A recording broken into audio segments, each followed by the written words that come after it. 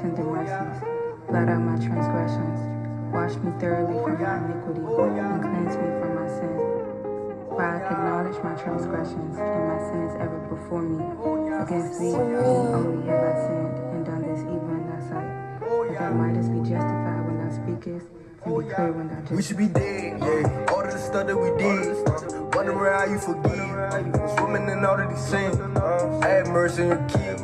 We ain't really know why we should leave. We was told the total opposite. The water all banana we can see. Thank you for waking us up at the end. If they ain't love, I don't know what it is. Could've kept us dwelling in our sin. They gon' watch how we could repent. Coming back to the old covenant.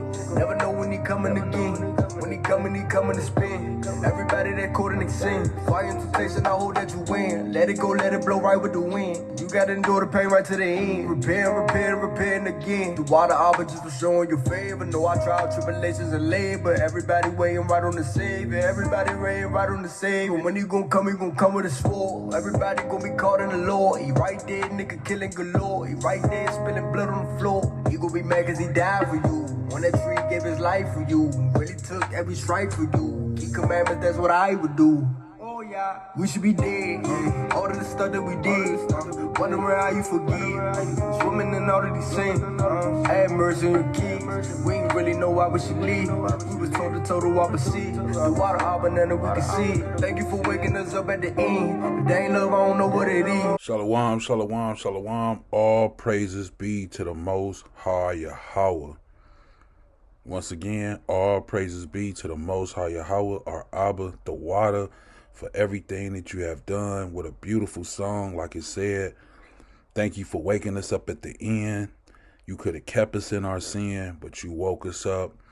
So we just give all praises be to the Ancient of Days, to Yahweh, the Abanawa, and our King Hamashiach Yahushua, his only begotten Son, that he sent to save us through his blood, through his righteousness. So with that being said, man, we got a good one today. Shalawam to all the Ahchs out there, all the Ahchwaths out there. Don't forget to subscribe, hit the like button, and comment. And like I say, once again, you can see it on the screen now. We got a beautiful one today. As it says, don't love the world. And this one just going to be talking about lust, man. We just going to be talking about lust. Very strong desire, for something. Most of the time it's a sexual desire, but it doesn't have to be always sexual, just an intense desire for something or a need for something that we feel that we lust over, So I'm going to bring out a few scriptures, hopefully it edifies someone. Hopefully it helps someone. That's why I do what I do. And we're going to dive right into it. Let's get it. This is 1 John. Let me pull it up a little bigger. 1 John 2, verse 15. You can see it right here. It says, love not the world, neither the things that are in the world. So like if any man love the world, the love of the Father is not in him. Right? So that doesn't mean we can't live in the world. It just means don't love the things of the world. Don't sacrifice yourself or sacrifice your eternal salvation for the things of this world, because it's not real. Just like the, Hasatan took our king up when he was here on earth, and he said, for all these things, all these kingdoms I offer to you, I'll give to you. All I need you to do is bow down to me. And our king said what? Man shall not live by bread alone, but every word that proceeded out of the mouth of Yahweh, right? Our Father, right? So he knew that these things, these kingdoms of the world wasn't real. And you have to put your trust in the Abanawa Yahweh, or the Father, Yahweh, right? Verse 16, for all that is in the world, the lust of what? The flesh. And the lust of the eyes. That's what we'll be talking about. The lust of the flesh and the lust of the eyes and the pride of life is not of the Father, but it's of this world. So of course we're in the world, so these things are here. And this is why we just need to be careful about the lust of our flesh and the lust of our eyes and the pride of life. because your life is not yours. Your life is lent to you through the Most High, and He takes it back at some period of time. That's why your body is still left on earth, but your soul is gone. Right? You have no control of when you were born or when you're going to leave. You have no control, and if you think you have control over that, then that's pride, right? And the lust of the eyes are just things that we want, whether it be a new home, a new car, a new woman, a new this, a new that. A lot of these things we don't need. Sometimes I even have to look myself in the mirror and say, hey, why do you even want this? And you don't really even need it. It's not that you need it, you just want it for no particular reason, just to kind of say that I have it. So these are the things that we need to pay attention to. All of us, not just, I'm not just speaking like I'm out of the loop. I'm in the same predicament you guys are in. If you're listening to this, this is why we need to speak to one each other, because it says be sure to confess your sins to one another. That way that you can help one another. Nobody is better than anybody, for the Bible says that we're all brothers, we're all equal, right? You can check that out in 1 Corinthians chapter 3. Anyway, we're going to get into this lust of the eye and the lust of the flesh. So let's go all the way back to where it started. Let's go to Genesis. Genesis 3. All the way to the fall of man. And we'll start at verse... We're just going to get right into it. We'll start at verse 5. Everybody know the serpent was talking to the woman. And it says in verse 5, for Allahayam doeth know that in the day that ye eat thereof, then your eyes shall be open. So their eyes were closed to wickedness. It wasn't that they couldn't see like they were blind. Their eyes were closed to wickedness. And then it says right after that, and ye shall be as Allahayams, knowing good and evil. See, at that period of time, they only knew good. They didn't know evil. It wasn't for them to know evil. The Most High created us to only do what was good and know good. But Hasatan came along and, crept in there and was speaking to the woman, and he told her that you will be like an Allahayam, knowing good and evil. Verse 6, and the woman saw that the tree was good for food. So she started to look at the tree. She used her eyes that were already open, but like I say, it wasn't open to wickedness. So we know that she could see, right, that it was good for food and it was pleasant to the eyes. Let's get this word pleasant real quick in the Hebrew. Let's get this word pleasant. It's the Hebrew H8378. Strong's H8378. Ta'avah. Ta'avah. See, and it means what? Desire. So she desired something from that tree. She looked at it. She started to lust after it. Right here it says lust, appetite, covetousness, a bad sense, right? So those things, when you have a lust or appetite or covetous, it's a bad sense. And it says things desired, right? Even right here, a longing, implication, a delight, certification,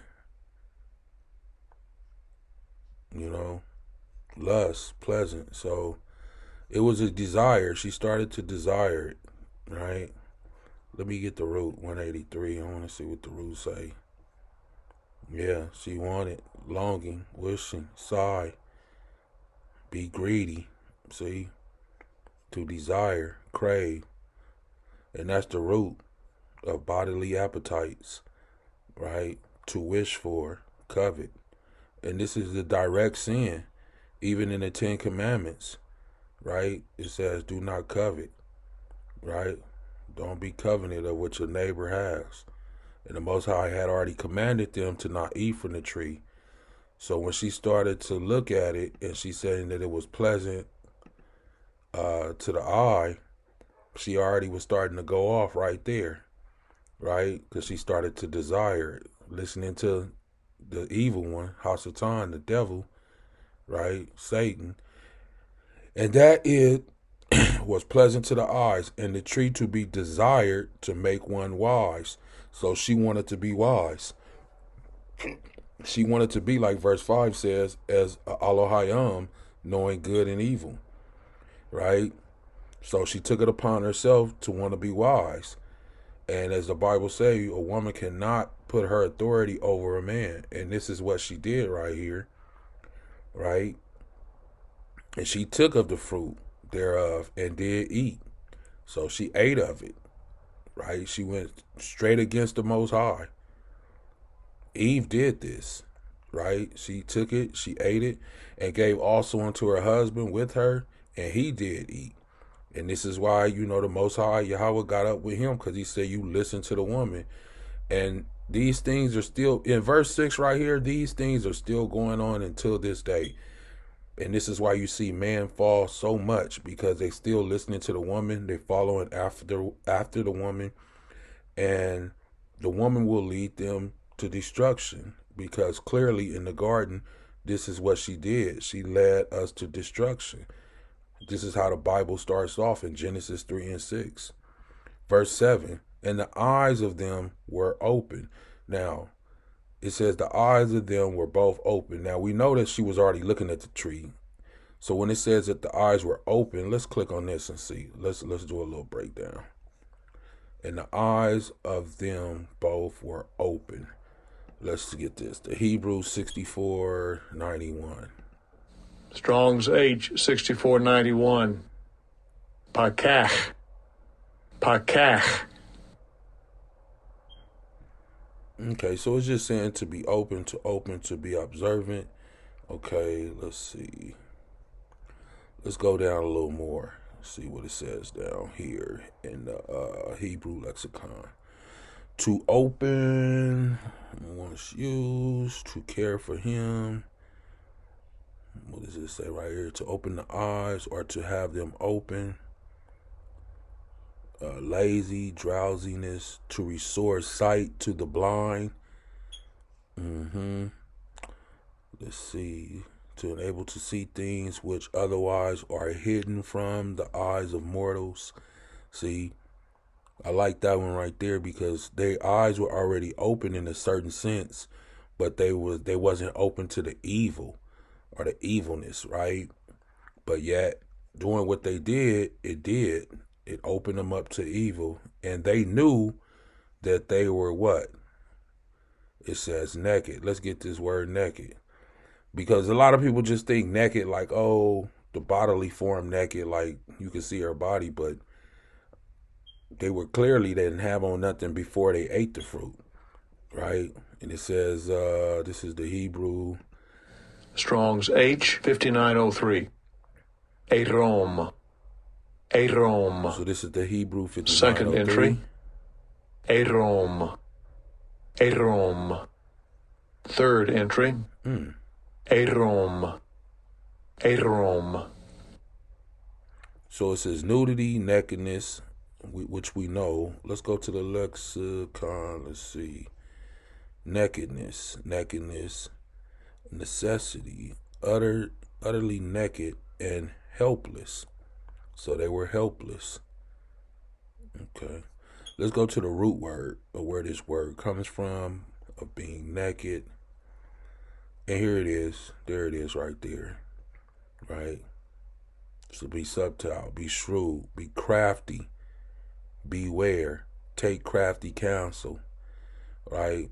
To be crafty. So basically what they took on, when it says that word naked, the root of it is they took on who Hasatan was. Because listen to this. Before she ate of the fruit, or before Adam ate of the fruit, they didn't have this. They wasn't crafty. But Hasatan already was. He was already crafty, right? To be cunning, right? To be crafty. This is the nature that they took on now. To make crafty. Yeah.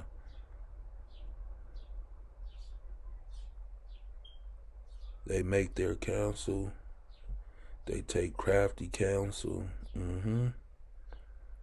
So malevolent, a malevolent mind, a wicked mind, evil thoughts. Look, spiteful, right?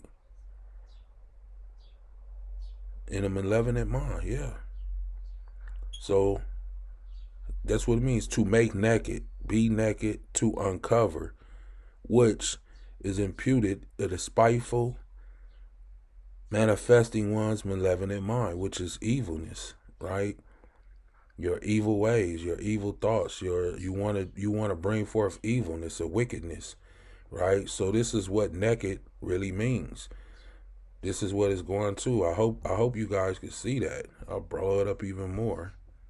You know, this is what it's going into when it's talking about that they were naked to make crafty, right?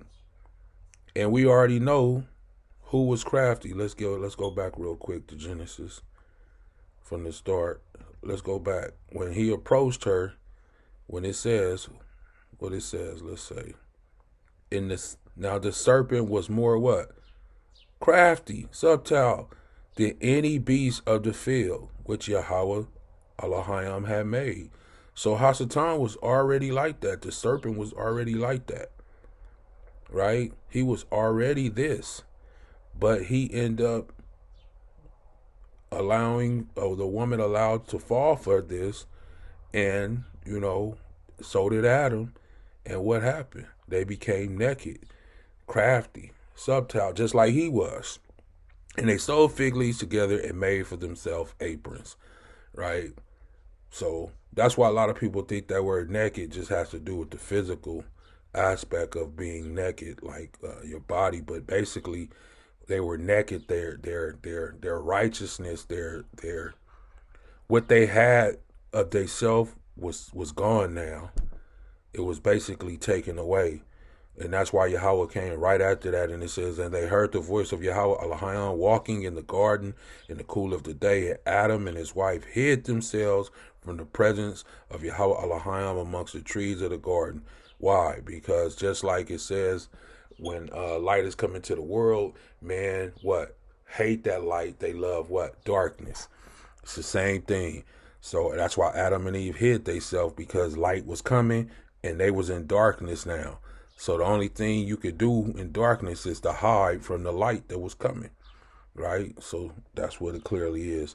So hopefully, you can go back and get that. I started at verse 5, 6, 7, and 8.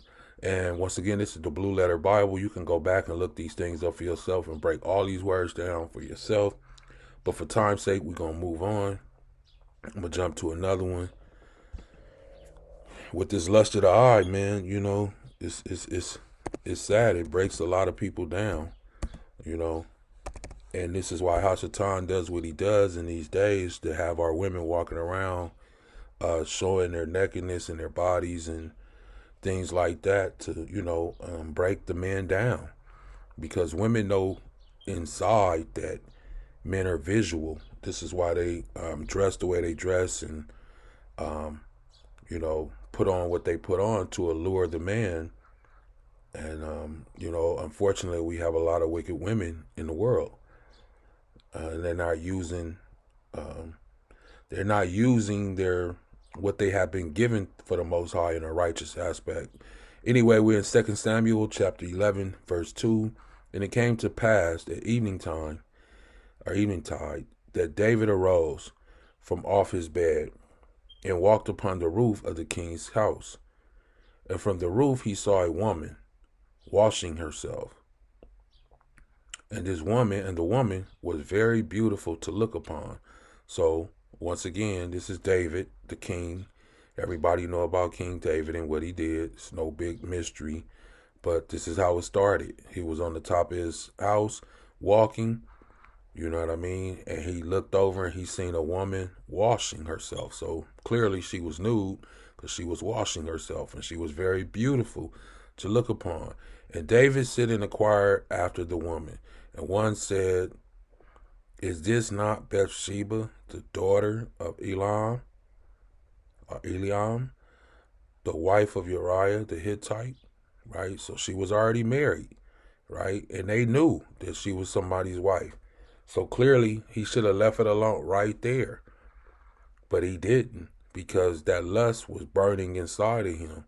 The lust of the eye was burning inside of him. And he was given to his appetite of that lust. Right? This is why the Bible says don't go after your appetite. But we're gonna get into that. Verse 4, and it says, and David sent messengers and took her, and she came in unto him. Remember, he's the king, and he lay with her. Now she was married, and he knew deep inside he shouldn't have lay with her because she was married. For she was purified of her uncleanness, meaning she was fresh off of her period, right? She was fresh off of her period, and she was purified, meaning she had waited her days that she needed to be purified, and all of the things that she did. This is why when he lay with her, she got pregnant, because in the scripture, the Most High have it set up that a woman is supposed to be set apart from her husband for a certain amount of time, and then when she comes back, she's ready to, how do they say it about the cycle of a woman? She's ovulating. That's what it is, right? A lot of times now today, people have to go get calendars, and they have to go get the thing and pee on the stick and all that to know if a woman is ovulating. Well, through the scriptures, the Most High already had it set up that a woman, when she's on her cycle, she's set apart, and then she has to wait so many days before she comes back around her husband. And then by that time, she is ovulating. So, as it says right here, she was what? Purified from her uncleanness, and she returned into her house, and what? The woman conceived and sent and told David and said, I am with child. This is why she got pregnant so quick, because she was ovulating when David laid with her, because she had finished her cycle. But that's neither here nor there. That's not what we're talking about. We're talking about the lust of David, right? When he looked upon her and inquired about her, and she was married, he should have just left her alone. But it all started right here when he was walking upon his roof. And then he saw a woman washing, and she was beautiful. So soon as that happened with the lust of the eye, it caused David to go off, right? And everybody know the story of David, that he did this, and he went through a lot because of what he did, right? He gave into the lust of his eye. Let's go to the book of Ecclesiasticus, or the book of Sirach. This is chapter 18. This is in the 1611 King James Bible, the book of Ecclesiasticus, chapter 18. And I want to go down to, let me see. I'm gonna go down to verse right here, verse 30.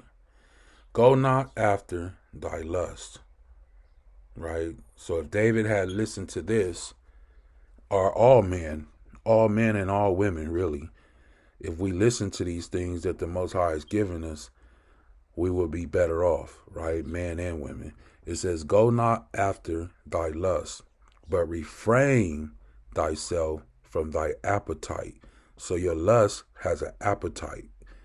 And the Most High is telling us to refrain from those appetites.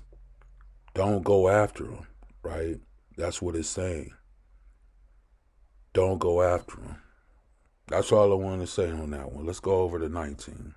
There's so much stuff in here. But, if you haven't read the book of Ecclesiasticus, please go back and read the book of Ecclesiasticus, also known as the book of Sirach. This is chapter 19, and I'm going to start at verse 18. This is for those who have ears to hear, please hear, right? For those who have ears to hear, please hear. This is for you. The fear of Yahweh is the first step to be accepted of him, and wisdom attaineth his love. For the knowledge of the commandments of Yahweh is the doctrine of life. So if you want life, the commandments. And they that do these, that please him, shall receive the fruit of the tree of immortality. Right? The fear of Yahweh is all wisdom. And in all wisdom is the performance of the law. And the knowledge of omnipotency If a servant say to his master, I will not do as it pleaseth thee, though afterward he do it, he angereth him that nourisheth him. The knowledge of wickedness is not wisdom, neither at any time the counsel of sinners prudence. There is a wickedness, and the same an abomination, and there is a fool wanting in wisdom. He that hath small understanding, so even if you have a small understanding, don't doubt yourself. I have small understanding. Nobody on this earth has great understanding, for even he asked Job, tell me where the doors of the sea is.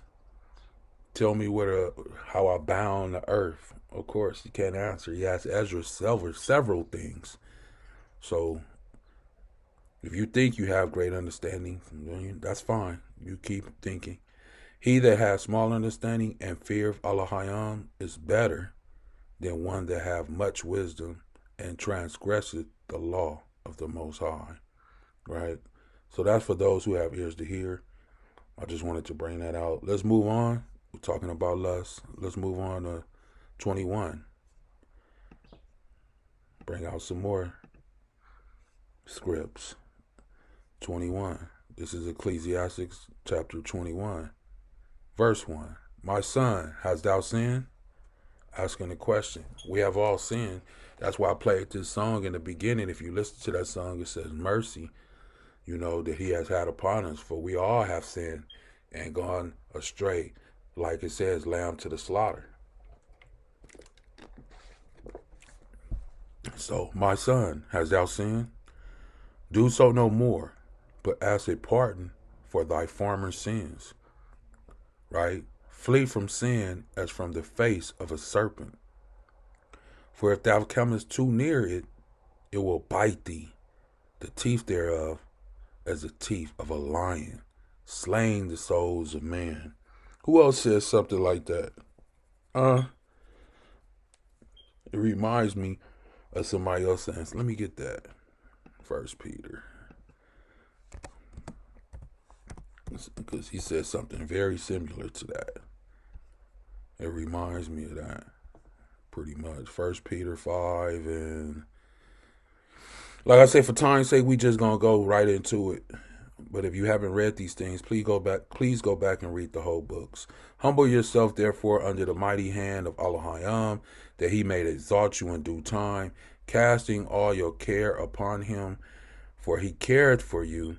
Be sober, be vigilant, because your adversary, the devil, as a roaring lion, there it is, walketh about seeking whom he may devour.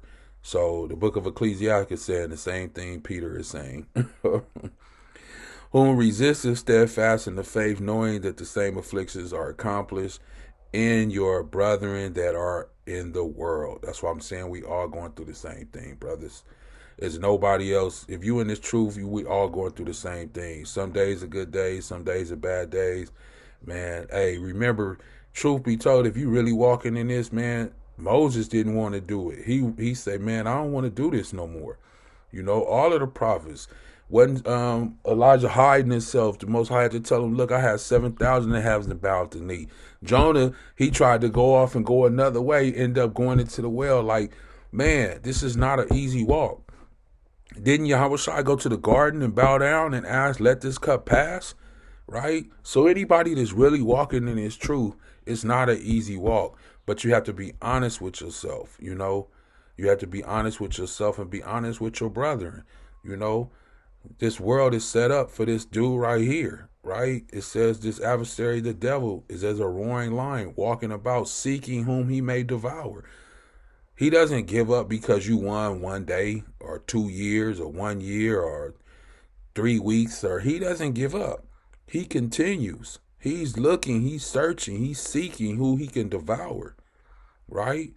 This is why it says right here, what? Are accomplished by what? In your brethren that are all in the world. But the Allahayam of all grace, that's why I played that song Grace, who have called us unto his eternal glory by Hamashiach Yahushai. After that ye have suffered, so we gotta suffer. We have to suffer for a little while. He will what? Make you perfect, establish you, strengthen you, and settle you, right? In Hamashiach Yahushai, right? Hamashiach is the Christ, which is the anointed one. And his name is Yahushai in the Hebrew, right? This is the English form, right? In Latin is, I think it's it used to be spelled with an I, Isus, or, you know. But anyway, I want to get off topic. That lion, right? So I just wanted to bring that out because it was saying right here, if you get too like a serpent, for if thou comest too near it, it will bite thee. The teeth thereof are as a teeth of a lion. So like Peter was saying, slaying the souls of man, right?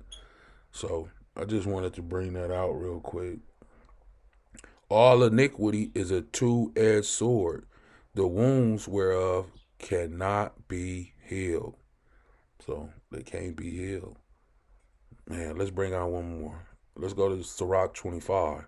I know I'm jumping around a little bit, but that's why it's important to read this whole book, man, because it's beautiful. It got so much information in there. 25 and 21. This is a good one right here. I'm going to jump down to 21. Here go. This is about lust. This is what we've been talking about, right? And it says, stumble not at the beauty of a woman. The Bible tells us constantly, do not stumble at the beauty of a woman, right? But we know within this society, they promote beauty. And it says, and desire her not what? For pleasure. Desire her not for what? Pleasure. But constantly, it always is the opposite in this world. Is we stumble at the beauty of a woman, and then you desire her for that pleasure, right? I'm going to jump down for 24 for time's sake. And it says, of the woman came the beginning of sin. We went over that in Genesis 3, when a woman started to look at the tree and she said that it was what? Pleasant to the eye. She desired it. She took from it. She ate from it. Then she gave it to her husband.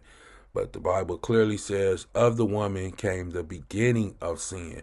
Why? Because she is the one who was engaging in conversation with the serpent, with Hasatan, and he lured her into taking from the tree and eating it and taking that evilness in within her, and then her eyes was open. And yes, Adam did too, but the beginning of it started with the woman. And through her, we all die. This is what the Bible clearly says, right? And it says, give the water no passage, neither a wicked woman freedom to gad abroad. So they shouldn't be going out like that, you know. I don't even want to get into that, but you should read the whole thing, right? The men have the authority, and you should have authority over your woman, and you should use it in the way that the Most High gave it to you, to be a man of Yahweh and lead her back to the truth, right? Anyway, we gonna get ready to close out here, but before I close out, I want to bring out this one, and I might just let my little reader read this on the thing. Let's see. But then I would have to, 16's Yahweh hate.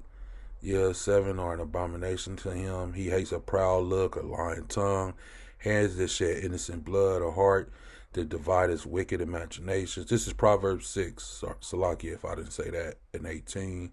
Feet that swift are running to do mischief, a false witness to speak lies. He that soweth discord among the brethren, right?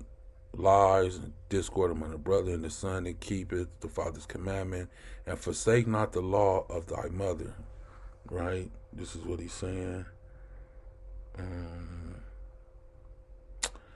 Bind them continually upon their heart, and tie them about thy neck. When thou goest, it shall lead thee. When thou sleepest, it shall keep thee. And when thou awakest, it shall talk with thee. For the commandments is a lamp. Yes, it is. And the law is light. Yes, it is. That shall light in this darkness. And reproofs of instruction are the way of life. Yes, they are. Right? For Paul said, how would I have known what sin was unless I had the law? Right? To keep thee from evil women. Yes. From flattery of the tongue of a strange woman. That's what the Bible clearly keep telling you. Right? Don't lust after these strange women. Lust not after the beauty in thy heart. See?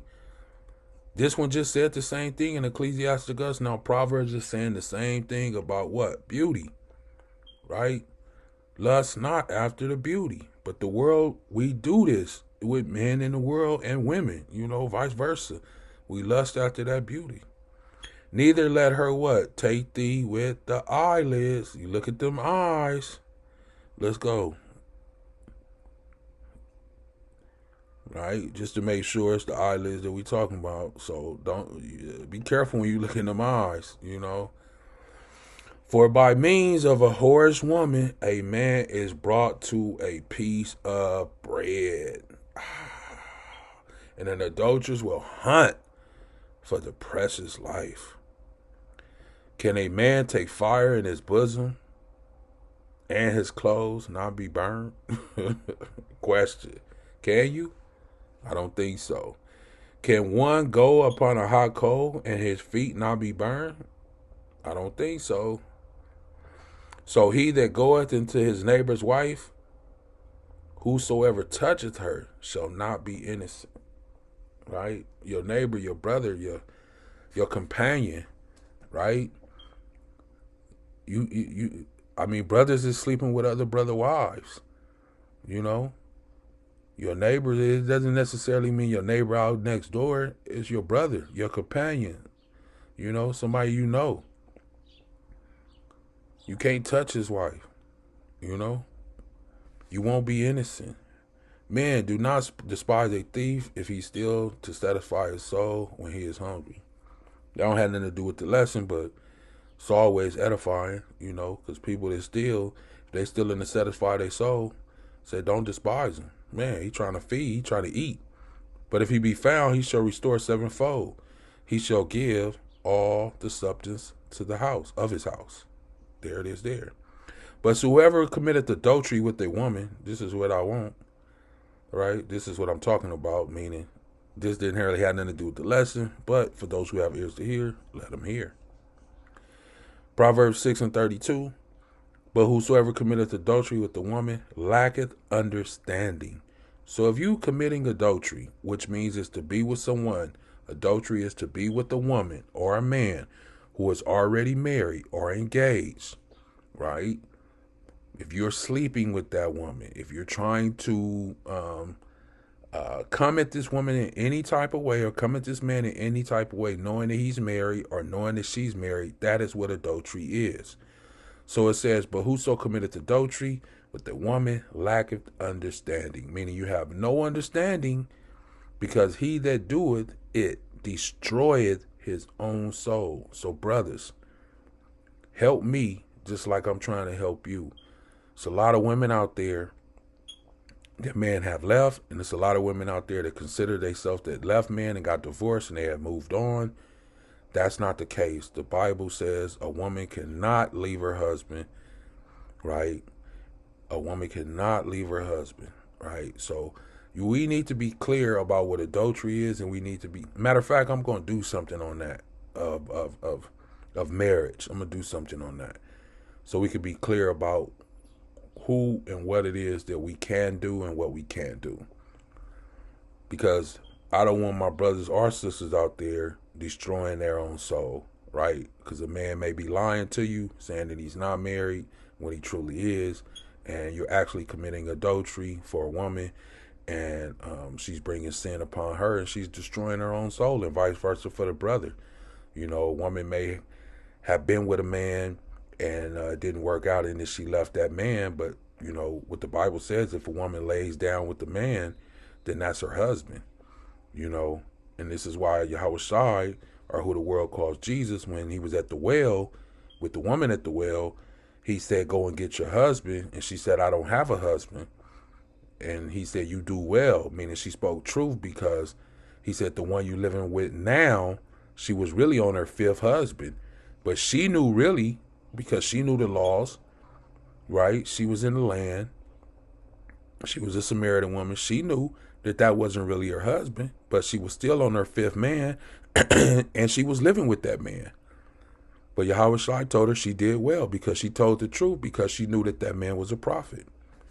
Anyway, Proverbs 6:33, a wound is dishonored shall he get, and his reproach shall not be what? Wiped away. For jealousy is the rage of a man, therefore he will not spare in the day of vengeance. He will not regard a ransom, neither will he rest content through the vest of his many gifts. Right? Let me do Proverbs 7. Let me move over to 7 real quick. Let me see.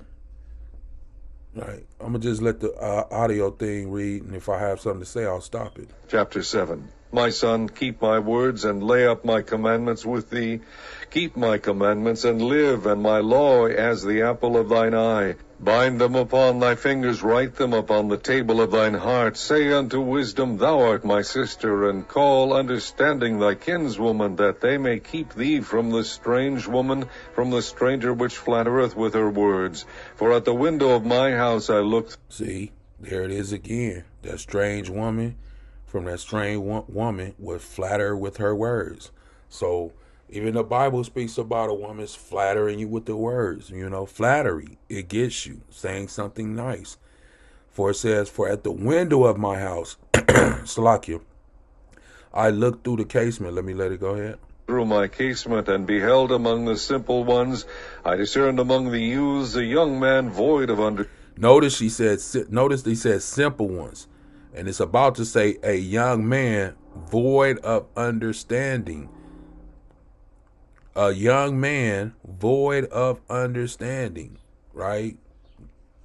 Standing, passing through the street near her corner, and he went the way to her house, in the twilight, in the evening, in the black and dark night. And behold, there met him a woman with the attire of an harlot, and subtle of heart. She is loud and stubborn, her feet abide not in her house. And we know it's a lot of women like that right now. They out in evening time, in the black of the night, in the dark, right? With the attire of a harlot, right? The way these women dress, right? Loud, stubborn. The feet abide not in the house. They always out in the streets. Always, as today's age, they always talking about, I'm outside. Well, you need to go in the house. Now is she without, now in the streets, and lieth in wait at every corner. So she caught him and kissed him, and with an impudent face said unto Salakia, mind you, up here in verse, which one is that? Verse 7, Proverbs 7:7, it says, and beheld among what? The simple ones. Don't be a simple man. Simple ones. I discern among the youths a young man void of understanding, meaning you don't have understanding. This is who she's waiting on. This is who she's waiting on. She's waiting on a simple one who does not have understanding. Right? That's why she decked herself out in the attire of a harlot with her little shorts on, her little crop top on, her little fake weave, fake fingernails, fake eyelashes, all those things.